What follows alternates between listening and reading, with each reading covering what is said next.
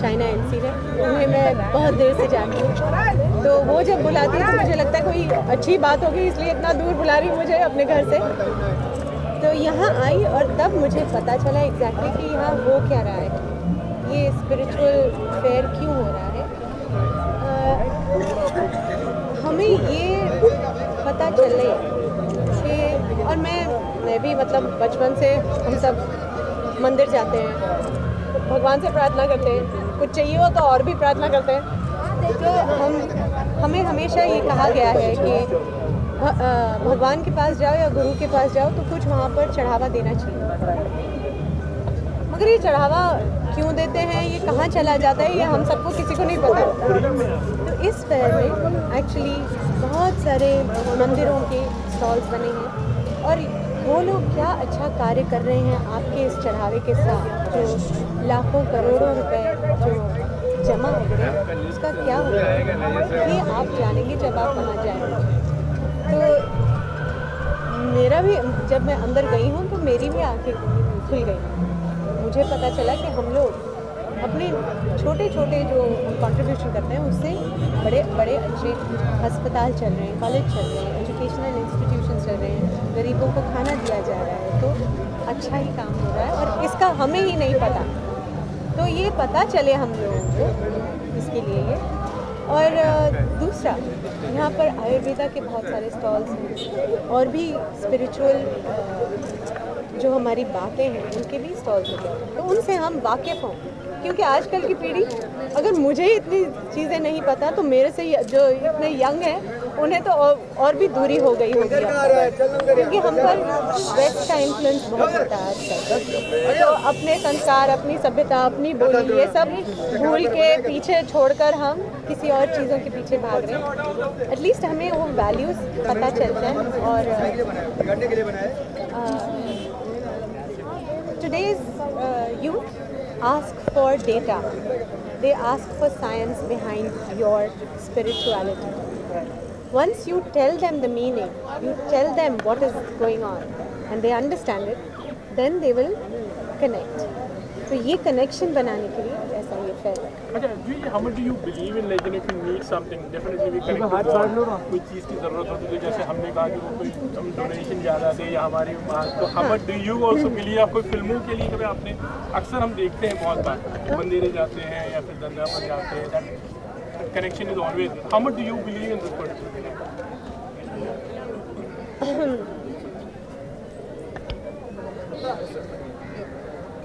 Your thoughts make your speech. Your speech makes your actions. Your actions make your habits. Your habits make your character. Your character makes your destiny. तो शुरुआत कहाँ से होती है?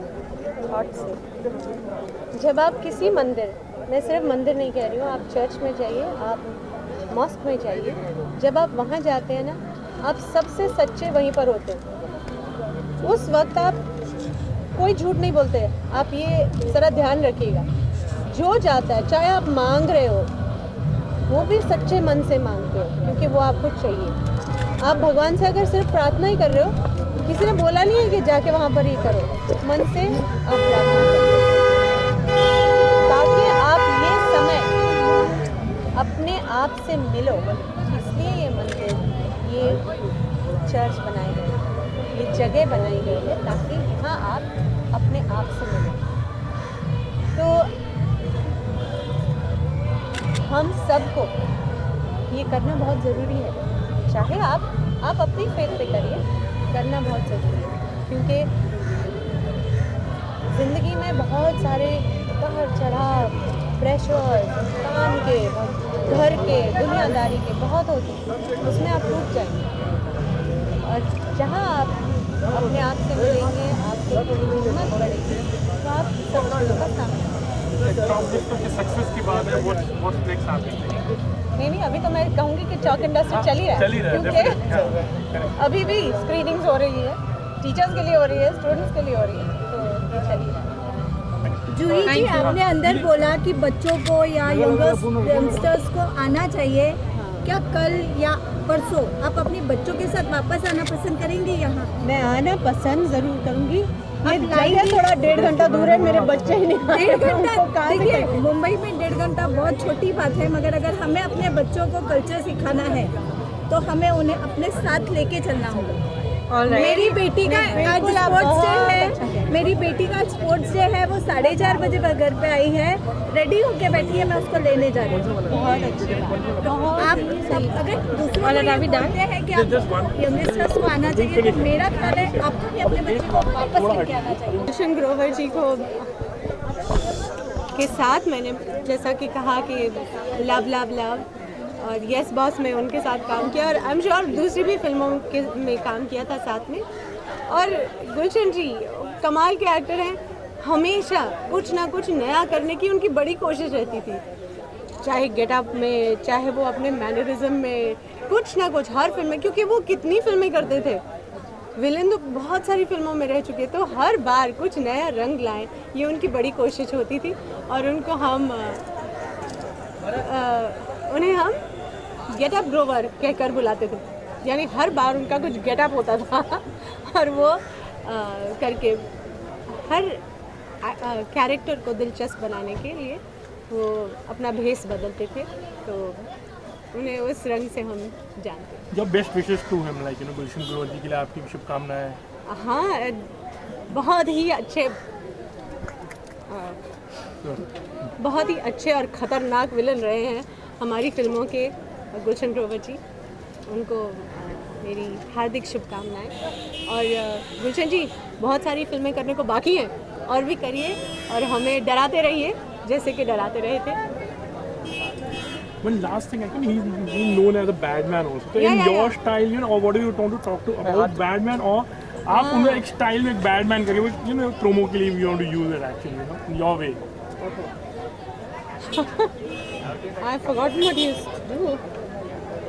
Bad man वो उनका और एक छप्पन टिकली था, फिर सर में वाला, तो वो आप कोई भी वैसा कोई कैरेक्टर है तो लोग थोड़ा प्रोमो में अरे बैड मैन, अगर खाली उस पर अगर कुछ बोल सकते हो, बस लास्ट थिंग है सॉरी कि he is been known as a bad man also, but then whatever it is. देखो ना कितनी अजीब जगह पे मैं खड़ी हूँ और मैं यहाँ पर बैड बस मैन लास्ट चीज मैंने आर्टिस्ट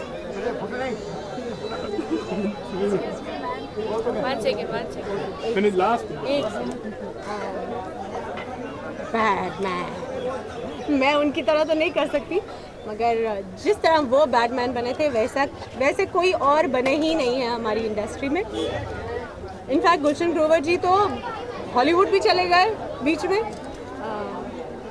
और क्या क्या क्या कहूँ उनको, Batman. I really don't know what to say about Thank it. you very much. मेरे Thank पास you, कोई- you did it. That I was can't so remember good. any particular incident. अभी बहुत टाइम हो गया था। No problem.